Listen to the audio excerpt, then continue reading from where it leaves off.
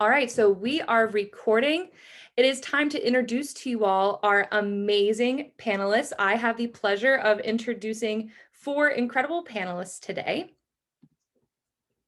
Our first panelist is Davina Caldwell. Davina is a facilitator with Green Dot UCF.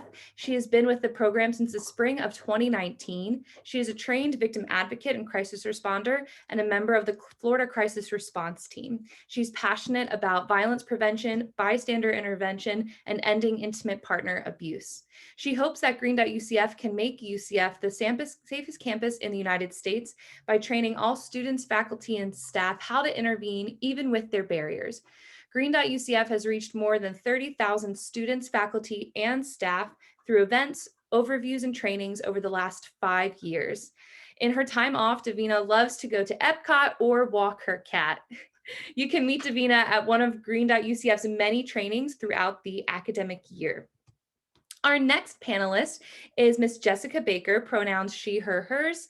Jessica Baker is a victim advocate at UCF Victim Services. She started at UCF Victim Services in 2018, and before that was a victim advocate at the State Attorney's Office in the 9th Judicial Circuit, working in the Domestic Violence Unit Felony Division. She has been doing victim advocacy work for over 7 years and responded to the Pulse tragedy in 2016. She believes survivors and values a survivor's rights to choose the path they walk after trauma, abuse, or victimization. Outside of the office, she's a graduate student here at UCF in the Clinical Mental Health Counseling Program and loves Stephen King, video games, and self-care. Our next panelist is Rosa Abraham, pronouns she, her, hers, Aya. Rosa Abraham is a bilingual crisis counselor and victim advocate at the Victim Service Center, VSC for short, with a master's degree in counseling psychology attained in Puerto Rico. She is currently pursuing a PhD in forensic psychology in the quest of developing further tools in the field of victimology. She's been consulted as expert witness and worked with high-risk populations for approximately 6 years. In the community, Rosa actively engages as a member of the Florida Crisis Response Team and other community task forces in Central Florida to advocate for individuals healing from trauma. And our final panelist is Officer Dawn Ferreira, pronouns she, her, hers. Officer Ferreira works with the University of Central Florida Police Department Community Partnership Section. This section within the UCF Police Department is responsible for promoting, operating, and reviewing safety programs for the university community. Officers are tasked with implementing crime prevention methods, facilitating self-defense programming, and interacting with students, faculty, staff, and parents. Community partnerships build bridges between the police department and the UCF community. Thank you all so much for being here with us today. Everyone, please feel free to say hello to the audience, put it in the chat. If your camera's turned on, give them a little wave. We are so excited to have them here with us today. So we have compiled a group of questions for our panelists to answer that we often hear about dating abuse. Our goal for this Q&A is to start a greater conversation on the topic and to raise awareness about this very important issue. So we are going to jump right into our very first question. So to start off our Q&A, Officer Ferreira, would you give us the definition of dating abuse?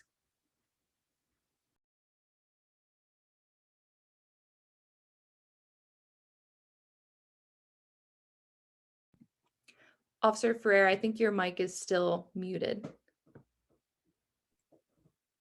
I'm sorry about that. Thank you all for joining us. Dating violence is when someone you are seeing romantically harms you in some way. It can be physically, sexually, emotionally, or all three. It can happen on the first date or once you've fallen deeply in love.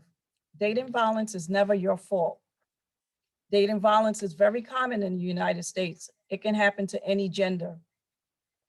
Today, you will learn the signs of dating violence or abuse and how to get help. Dating violence consists of emotional and verbal abuse by yelling and calling names, bullying, the person isolating you from you or your family and friends, that person saying that you deserve the abuse or the blame for it, and then giving gifts to make up for the abuse or making promises to change their ways. It also consists of sexual assault and rape by forcing you to do any sexual act you do not want to do, or doing something sexual when you're not able to consent, such as when you're drinking too heavily. It also involves physical abuse, which results around hitting, shoving, kicking, biting, throwing objects, choking, or any other aggressive contact. It can also include forcing you to get pregnant against your own will, trying to influence what happens during pregnancy, or interfering with your birth control.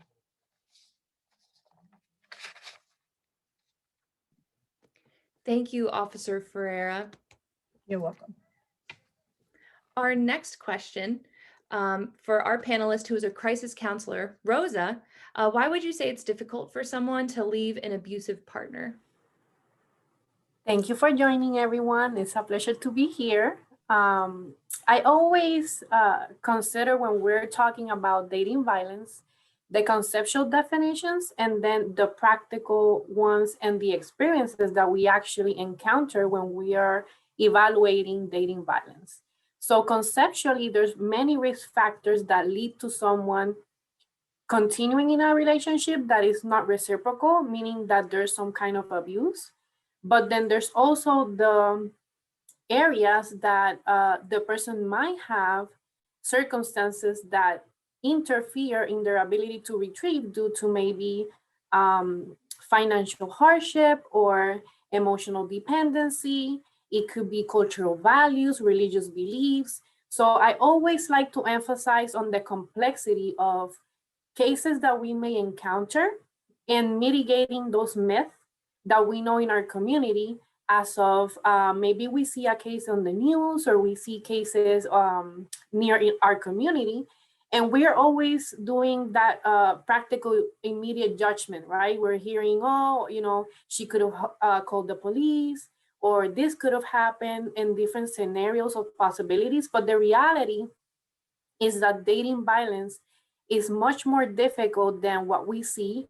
And we usually see the outcome, which means that we need to be educated on those risk factors and challenges in order for us to become aware and then also practice safety planning. So I would say that a lot of what we're encountering is a lack of information and a lack of safety planning skills in order for us to be able to identify ways to get out if we encounter ourselves in a relationship that we thought it was going away, and then because of X or Y reasons, it developed into something violent.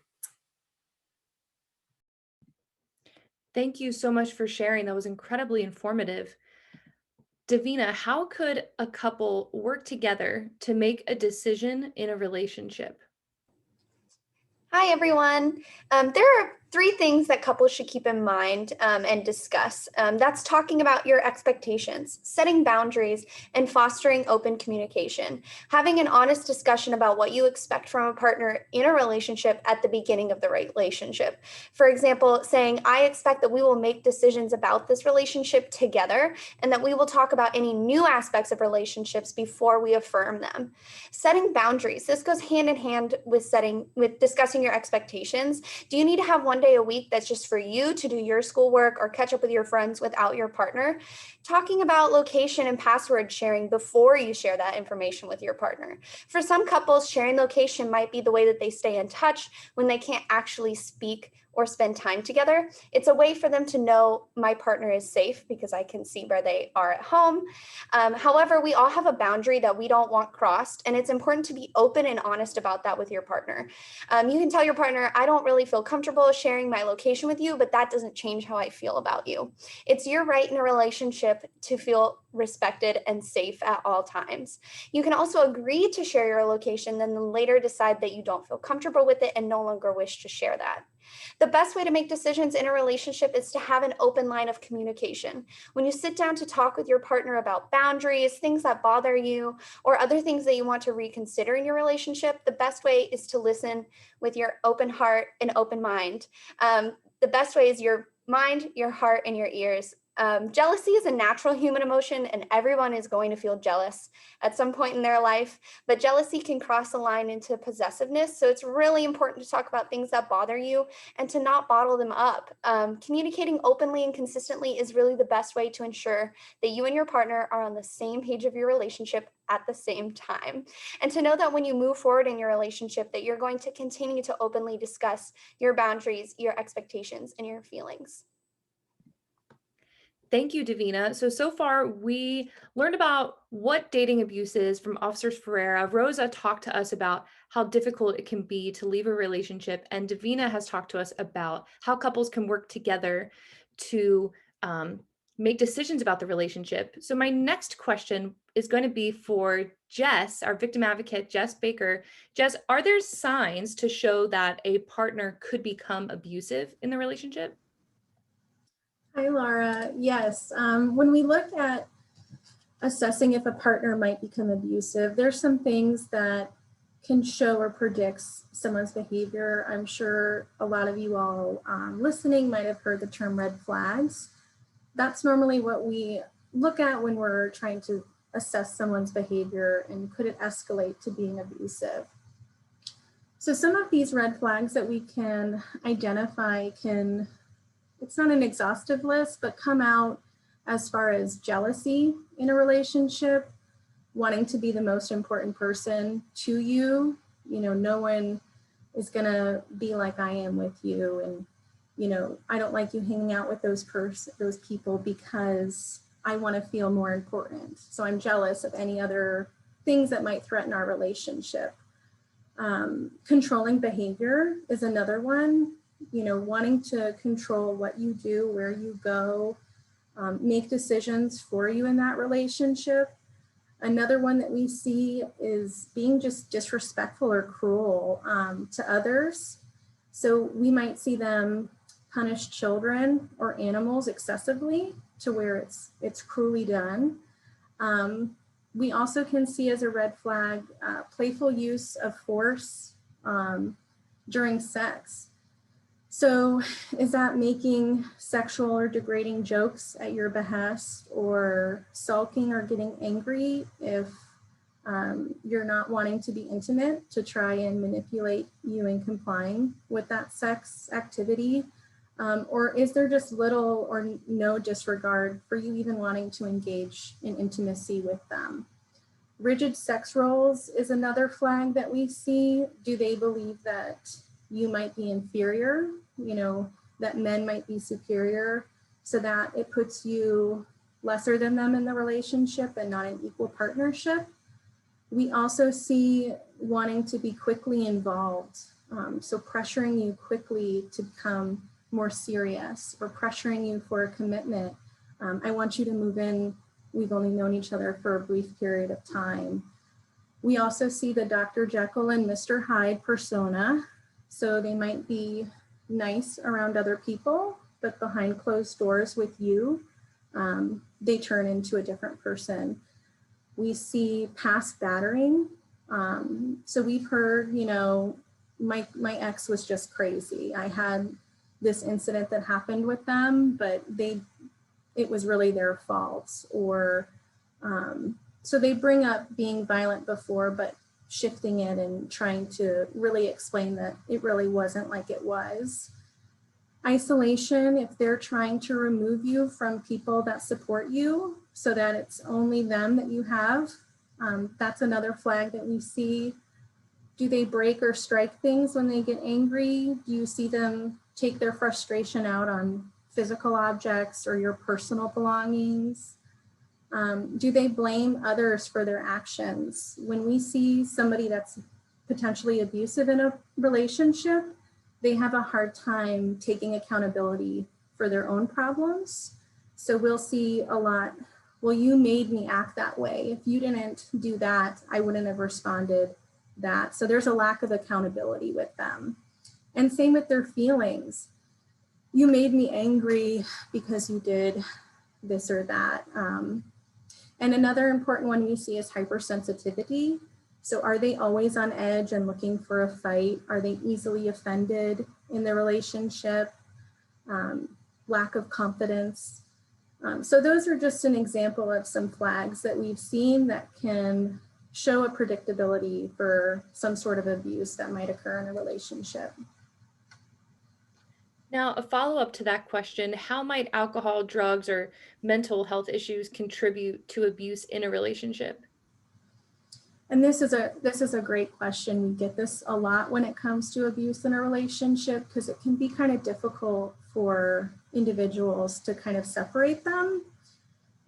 So when we're talking with someone who might be experiencing abuse, we want to assess the risk in that relationship for further abuse or even escalation in the abuse that they're experiencing. So some risk factors would include substance use, drinking, and mental health concerns. We also can look at strangulation, gun or weapon possession, but we know that drinking or using substances or having mental health concerns does not cause that abuse. But we do know that it can affect it because when we see mind or mood altering substances, that can lower someone's inhibitions and increase their impulsivity.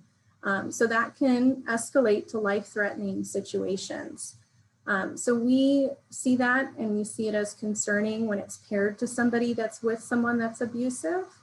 And the same with their mental health concerns. Are they not taking their medication that's prescribed? Are they refusing treatment? So these are all issues that when we're talking with somebody that may be experiencing abuse, we want to assess, because again, it can just enhance and escalate the abuse in the relationship. Thank you so much, Jess, for sharing all that super important information. Our next question is for Davina. What qualifies or constitutes as abuse in a relationship? So what are more of these red flags that people are talking about? All right, so there are 7 ways that abuse frequently appears in relationships. I want to start out by saying that this is not like the end-all be-all list. I'm going to talk more about that at the end of what I'm about to say, but I'm going to identify these main 7 and give you some examples of them. So the first one is using coercion and threats. That's making or carrying out threats to harm you, threatening to drop out of school, threatening to harm themselves, forcing you to do illegal activities, or forcing you to use alcohol or drugs against your will. The second one is emotional abuse, putting you down, embarrassing you, not letting you study or do assignments, keeping you up all night before an exam or a presentation, making you feel guilty for things that are not your fault. The third one is privilege, treating you like you are their inferior or subordinate, making all the decisions by themselves, and defining and requiring really strict roles in your relationship. Number 4 is economic abuse, controlling how you spend your money, having you pay their tuition or rent, controlling your financial aid or your meal plan, making it impossible to leave a shared living arrangement without paying a really high fee. Number 5 is technology, demanding passwords to your accounts, texting or calling you constantly, monitoring your posts on social networks, using location tracking or spyware to monitor you. Then minimizing, blaming you. If you didn't do this, I wouldn't do that. Denies the abuse is happening, minimizes your feelings by saying that you're crazy or no one will believe you. Using intimidation, destroying your textbooks, your work, your other property, displaying weapons in front of you, making you afraid using looks, actions, or gestures, or sharing plans to harm you or your friends. Isolation is deleting your contacts from your phone or your laptop, deleting your email or student account, keeping you away from your friends, your family, your roommates, and your classmates, and preventing you from joining clubs or organizations, and using jealousy to justify controlling your time. While these are just some of the many ways that abuse can manifest in a relationship, there may be aspects from each of these groups present, maybe only 1 or 2 of these groups, or there may be other ways entirely that abuse is presenting itself in the relationship. But it's important to remember that if you feel unsafe or uncomfortable at any time in your relationship, that you can reach out and that there are resources on campus and off campus in our community that are available to you at all times. I know that at VSC and here at UCF Victim Services, we have 24-hour hotlines. So that means that someone is available to you 24/7, 365 days a year, to talk a safety plan through with you and to work on your concerns and to learn how to, again, have those tough conversations in your relationship. Thank you so much. Now, Rosa, what about abuse within the LGBTQ plus community? What could that look like? So it's crucial to understand that the LGBTQ plus community have particularities in certain areas of the relationships. However, the same risk factors and pattern tendencies that heterosexual relationship may present may be in an LGBTQ plus relationship, plus additional specificity on other challenges. So I brought some data to kind of illustrate how it could be different comparing a heterosexual relationship with an LGBTQ plus community relationship. According to the National Coalition Against Domestic Violence, a lesbian relationship represented 43.8% of victimized individuals compared to 35% of heterosexual relationships. In regards to bisexual, it was a 61.1% of victims. And then comparing homosexual gays, it was 26% compared to the 29% of heterosexual. So the numbers basically are saying that there's an increased likelihood that the LGBTQ community can experience higher levels of intimate partner violence. Therefore, we need to be aware of specific tendencies that may be present and risk factors. So some of the different ones that may not present in a heterosexual relationship could include body shaming, bullying, offensive use of pronouns, ridiculing the partner's identity, threats to out the person or disclose their sexuality or identity, and psychological or emotional abuse. So just keep in mind that there could be some cultural influences as well. So for example, I'm part of the Hispanic community, and I'm pretty sure that when the tragic event of Pulse occurred here in Central Florida, people got a better understanding of how LGBTQ plus community and also the Hispanic influences determine different tendencies when compared to maybe what we would have known in general of the community. So it's important to consider that the community has encountered better resources. Therefore, professionals like us that work with survivors and victims, we're being trained on cultural competency skills in order for us to evaluate and consider other scenarios that maybe the heterosexual relationship may not encounter. So it's important for us and for you as students and also developing professionals to get acquainted to the statistical data, research. There's a lot of national websites who actually publish and update those tendencies, because the literature that we know 5 or 10 years ago has definitely evolved, and maybe even concepts and words that we used to utilize to describe certain behaviors, practices, identities, they have shifted and they have evolved. And it's very important for us to be aware that as research emerges and as we get familiarized with cases in our community, we can expand our perception on what will be those risk factors that could potentially increase into a more violent crime or into a pattern of IPV, which could develop into a long-lasting violent relationship. Wow, thank you so much. Just as a reminder, if anyone has any additional questions that you want to the panel to answer, please submit them to our chat moderator, Mandy, in the chat box, and we'll make sure to get your questions answered. Our next question is for Officer Ferreira. Are there any safe places for a survivor to go if they are experiencing dating abuse?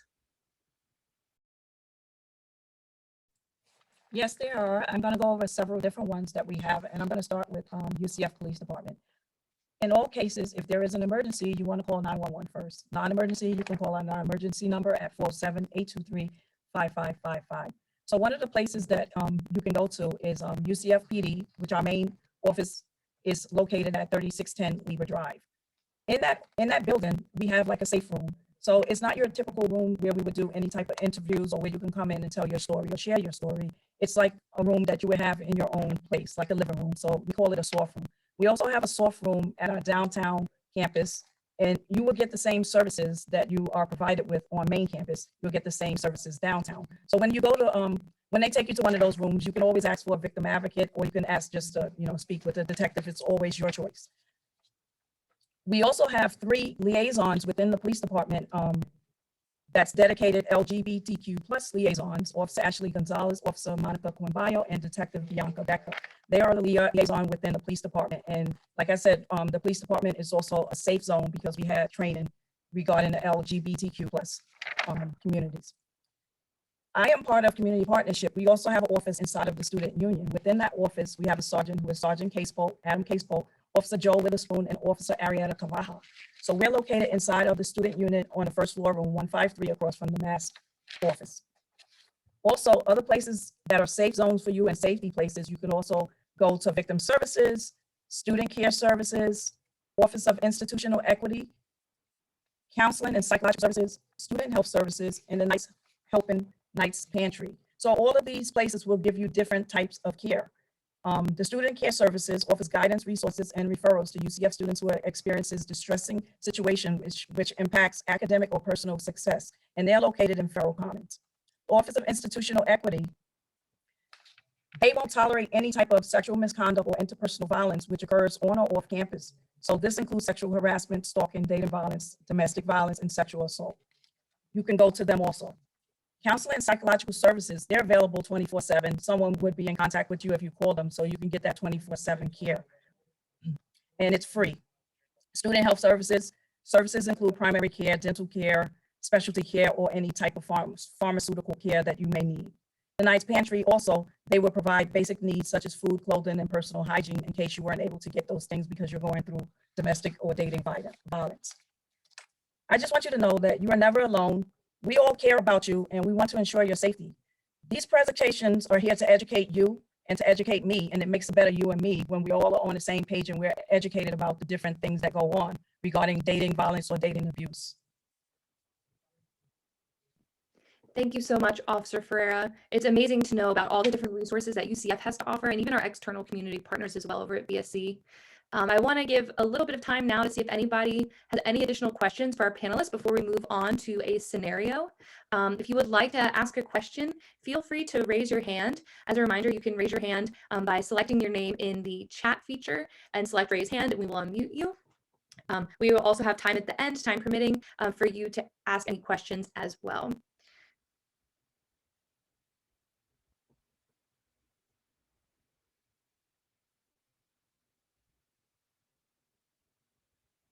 Alrighty, seeing none, I'm going to move on. As a reminder, you can contact a victim advocate 24/7 at our hotline and text line that was placed in the chat box, or you can submit a question to Mandy, our chat moderator, select her name in the chat box feature, ask her question, and then we'll have time at the end as well. So we have discussed some super important topics regarding dating abuse, and now we're going to go into a scenario. At this time, our chat box is now going to be open to allow public comments from you all. As a reminder, we're still using the raised hand icon to request to be unmuted to make a comment or to ask a question. So I'm going to read a scenario, and after reading the scenario, we are going to chat and see about what we think. So for our scenario today, Alex and Hunter have been dating for 6 months. They've exchanged passwords into their social media accounts and shared locations on their phone. Alex has started to become increasingly jealous and always asking where Hunter is via text. If Hunter doesn't respond to Alex's text messages, Alex becomes enraged. Alex accuses Hunter regularly of being unfaithful to them. Alex has also increased his alcohol intake since they started dating. Hunter has considered ending the relationship, but Alex threatens to harm himself and out their same-sex relationship to Hunter's family if they leave them. We're going to leave the scenario up on the board. And panelists, please feel free to discuss and join in on the conversation as well. I'm going to go one question at a time. Our first question is, how can we classify or identify Alex's behavior in this scenario? If you want to participate, you can put it in the chat box. The chat box is open, or you can raise your hand to unmute yourself. How can we classify Alex's behavior? I'll start by saying, just to get everyone to start chiming in, I find Alex's behavior kind of disturbing for me. And I'm going to give one of the reasons why I find it disturbing. He starts to be very jealous. And, if you're dating someone, there's no reason to be jealous of anything that person, is doing, because you're not totally committed to that person. You're not married to that person. You're committed in a sense, but you're not wholly or fully committed. So his jealousy, I find that, that raised my ears, if you want to say that. I know what everything is on here and I don't want to give it away, but I just want to get the chat started. Thank you, Officer Ferreira. So in our chat box, Holly is saying controlling. Yes, absolutely. That kind of leads to a follow-up question. What are the red flags that are present in this relationship? So Holly, what are the red flag signs that you see as controlling? Sherry says coercive. Yes. Manipulative. What are some of those red flags that you would define as manipulative, coercive, controlling? Our perpetrators, Alex and Hunter, they're not wearing t-shirts that say, I'm controlling. So how would you identify controlling? He gets enraged when not being answered. Yes, absolutely. That is certainly a red flag. Chrissy says to harm themselves. Yes, that's the emotional psychological abuse that Davina was talking about. Alcohol intake has increased. Yep, that's what Jess was talking about earlier. Threatening outing. Yes, that's one of the red flags that Rosa identified. Awesome job. Here's another question for us to talk about in the chat, or again, feel free to unmute yourself. What concerns might Hunter have? So thinking about from Hunter's perspective, what are some concerns that Hunter might have?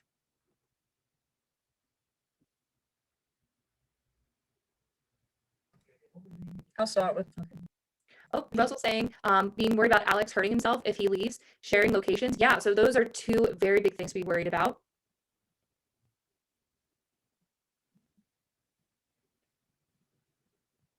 Now, what might support look like for Hunter? So Hunter's worried about Alex harming himself. Hunter is worried about the shared locations.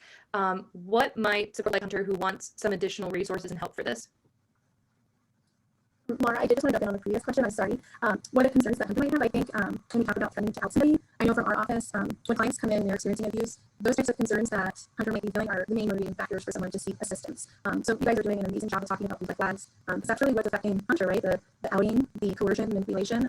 Those are all concerns that might bring somebody to seek assistance in this type of relationship. So I just want to kind of chime in on that one. And panelists, feel free to continue chiming in as we work through this scenario. Right now, Hunter, what would it look like for Hunter, and maybe even what options Hunter might have moving forward if he's looking for some options. I wanted to add something. So in this scenario where we're trying to apply, I mentioned earlier the safety planning, and this is very important because sometimes we're feeling like we're trapped, and that anything that we might be thinking this person could be thinking, and then you're in a dynamic where there's a perceived danger, but then there's a real threat. So in those instances, that's where victim advocacy, crisis counselors, even friends can articulate or see from outside window the situation and ground us into reality. So let's say that this person has been monitored, right? So if I go to maybe like UCF Victim Service Center, or if I go to my friend's house, or if I go to VSC, for an example, that may be recorded. However, if I have the possibility to communicate, I could text a helpline. I could maybe contact a victim advocate through a helpline, which could give me some indicators and clarifications on, is this a safety concern that I should immediately act upon, or is there a safety plan that I could develop based on my concerns where I feel comfortable and empowered into following those steps into safety? So one of the things that I would like for you guys to understand is that even though we may see a lot of red flags in this scenario, this is reality. Sometimes when we are in a situation, things keep piling up, and when you go back into, okay, I need to do something, you're overwhelmed because there's more than one overwhelming situation occurring at the same time. So in those instances, the best solution will be to consider your options and understanding that there's resources that are confidential. So that could be the helpline. And if I were in this kind of situation, I would consider calling first to kind of like debrief the idea and see, is this something that I'm perceiving, or is this something based on my experience? Or is there a real threat that I should be aware of and I should make some immediate action? So it's always good to have a resource where you don't feel like you're also maybe hurting someone's feelings. What I've known from being in the victim advocacy world is that many people have difficulties articulating their concerns, and they usually rely on their immediate support system, but then they're scared that maybe my friend or my mom is going to go against my partner just because I externalize these observations or concerns. So the purpose of communicating with professionals in a confidential helpline is that you have the opportunity to externalize those concerns without having to think about, am I going to hurt Rosa's feelings or Davina's or Jessica's? Because that's what we do. We are prepared to listen, to identify those factors, and then help you navigate what will be considered for you the best safety plan. So what ideas or experiences you maybe can mention that had led you to understand the importance of safety planning? Yes, thank you so much, Rosa. I see that in the chat, Sherry said that Hunter could go to CAPS, who is individual and group therapy. So that absolutely correct, especially, if Alex and Hunter's UCF students, CAPS is a free resource for them as well. And they also have a 24/7 crisis line that you can call. That was a great resource. And yes, Sherry, you're right. And they're confidential. So Rosa has super stressed the importance of confidentiality, and CAPS is one of those resources as well, a confidential therapist there. And you could even go there as a bystander as well. If you know someone who's in a violent relationship and you want help, you could ask CAPS, how do I best help and support them in a confidential setting? I'm going to jump in, y'all. So Laura brought up a really great point, which is the bystander perspective. So a lot of us, this may not happen to us, but it might happen to someone who's in our very close circle. And we know from research that it can take up to 7 times for someone to leave a relationship like this. And if you are really close with that person, it can be incredibly frustrating if you know what's going on, because to you, when you're not in the relationship, you don't have those emotional ties. It can be super difficult to really understand why they don't leave. But just staying with that person and making sure that they know that they have someone who is the outside of that relationship who's going to be there for them, so they don't feel so isolated, so that they know that, I have someone outside of this relationship who's going to be there for me no matter what. No matter if it takes me 3, 4, 5, 6, 7 times to leave this relationship, that I'm going to be there. Holly in the chat got up there places like safe houses, well, that are confidential. Yes, that's super important. And if you know someone who is in this kind of a relationship that they live together, so they're cohabitating, it can be super important that you keep in mind those resources that are safe havens where people can go for shelter if they need them. But yes, don't stay with them as they are kind of riding this roller coaster of this relationship, however long it takes them, because when they leave the relationship is the most dangerous time. And so really make sure that plans and basically plan with each other, like, this is my go word, and if that's what we're going to do, we're going to be on the ready to do that. And I know here at UCF Victim Services, we will do like group safety plans. So if if it's your roommate and they're trying to break it off with their partner, you can have like a whole roommate safety plan that we can help you create of like, this is what we do if this person comes to the door. We know not to let this person in, and these are the steps that we're going to take. So really keeping all of that in mind. But thank you, Holly, for bringing up shelters. These are super important. We have Safe House and Harbor House are both pretty close to UCF and our UCF community. So really looking those up and keeping those in mind. Thank you so much, Davina. Does anyone else want to chime in and share with us their thoughts about this scenario? We can talk about anything. We've asked about some red flags that you've noticed. What are some concerns that Hunter might have? Some options for Hunter. We really want to use this time to work through the scenario and kind of break down what dating abuse might look like and talk about it. And panelists, if you have any last minute thoughts about the scenario, feel free to make a comment as well before we move forward. I wanted to mention something on the threat of self-harm. And I just wanted to make it really realistic for everyone, because I think that the topic of suicide or self-harm is overwhelming and scary sometimes. And a lot of people hear this kind of statements or disclosures from friends or people that we know, and we immediately think the worst outcome. So fortunately, those professionals who are active in working with social sciences, we are trained into working with this type of thoughts or planifications from a person who may be going through an intrusive mental health disorder or something transitory like a crisis or a traumatic event. So it's important for you to know that if you hear the disclosure that someone is, trying to utilize self-harm as a processing or coping mechanism, that there's also additional resources. There's a National Suicide Prevention Helpline. If you want to get more information about that, then you can get informed. And in conjunction with a local victim services helpline, you can kind of merge those complexities and get more acquainted into the best decision that you want to pursue. Suicide is something that happens in our community, yet there's information that helps us understand how to navigate when that indicator may be present. So I think that sometimes trying to conceptualize that risk factor is frightening, and then we kind of enter in the survival mode because we don't want to create something or harm to someone. Yet it can also be used as a form of manipulation in a relationship. So we need to be careful on the contextual presence of that indicator. And that's why it's always good for you to communicate with a professional, because we are going to be able to navigate the concerns with you.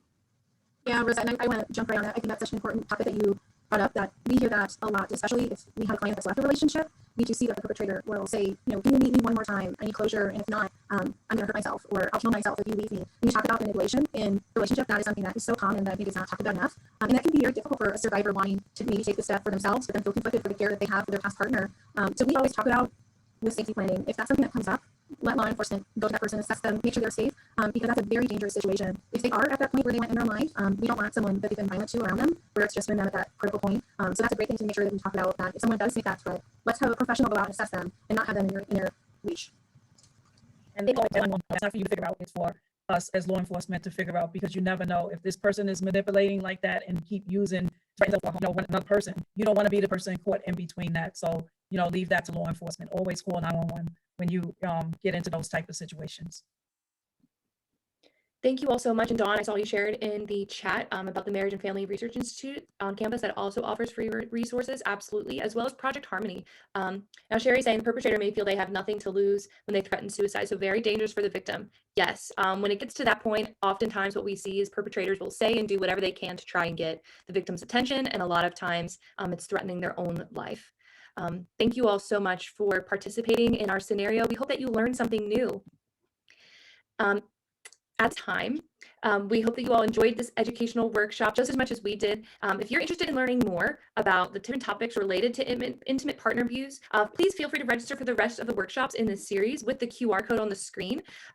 If you are facilitating or going through this training online, all of the registration links and ways to register are located on the Victim Services website that you can register there as well. We have partner abuse. In the chat, we are going to put the Victim Services website that you can go to, as well as the tiny URL link that you can register for a series, or you can if you're not using your phone, and it will bring you to the rest of the series. So we do have, it looks like 5 minutes left for some time for any listeners. Please feel free to put in the chat. We can address them, or again, press the raise your hand icon to be unmuted so you can speak to the panel. We'll see if there's any last minute questions.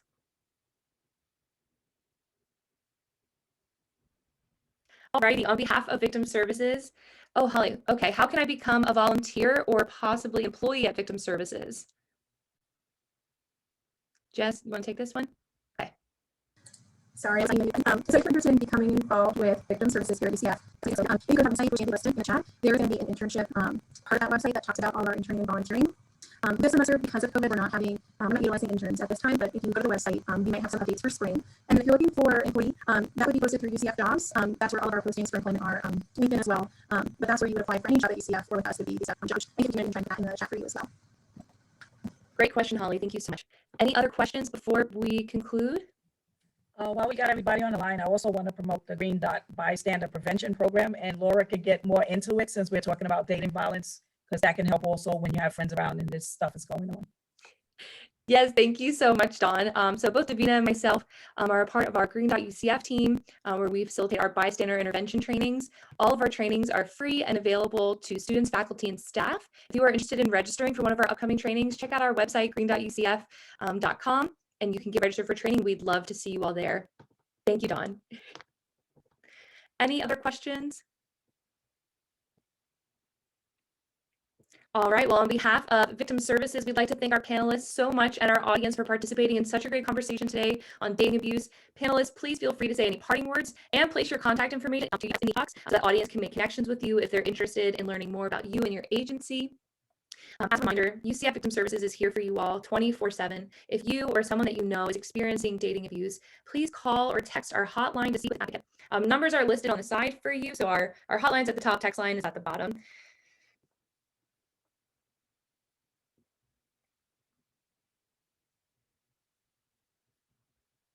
All right, it looks like all of our panelists have been putting their information in the chat box. Panelists, any parting words? I would like to say that I respect a lot our colleagues in the field. I'm very happy to see that everybody is so engaged in seeing our community healthy. And I would encourage anyone who has any questions to reach out. I'm very accessible by email. And I just want you guys to know that we are preparing ourselves as professionals to bring you the best skill sets that we can. So I'm hoping that you guys are going to trust us enough to communicate. And hopefully we're going to be leading that path for healing. So I wish all the best and to keep healthy during this pandemic that we are successfully surviving.